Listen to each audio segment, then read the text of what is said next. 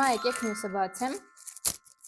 Ես միշտ ուզեցել եմ ստրելկաներ գծեմ, բայց երբեք չեմ կարողացել միանման գեղեցիկ ինչ-որ ստրելկա գծել։ Դրա համար պատվիրել եմ այսպիսի հարմարանք, հիմա բացեմ ցույց կտամ։ Այսպիսի ծայր ունի ստրելկայի համար, այսպես միանգամից դնում ենք ու վերջ։ Հիմա փորձեմ տեսնեմ աշխատում է թե չէ։ Ստացվեց։ Անհնար է, որ ես նույնիսկ սրանով կարողանամ ստրելկա գծեմ։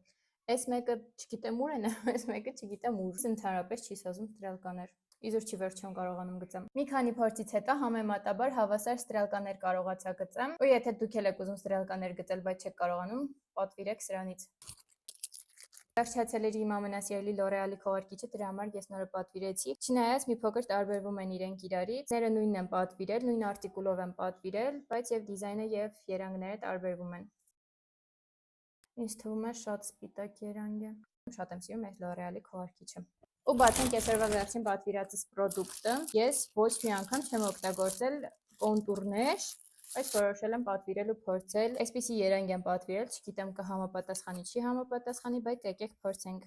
Ունի այսպիսի տեսք, սա էլ գույնը, այսպես պետք է անեմ, այստեղ։ Մի հատ էլ փորձեմ տարածել, երևի շատ եմ արել։ Շատ պիգմենտավորված է, շատ եմ արել։ Ես այսպիսի վառ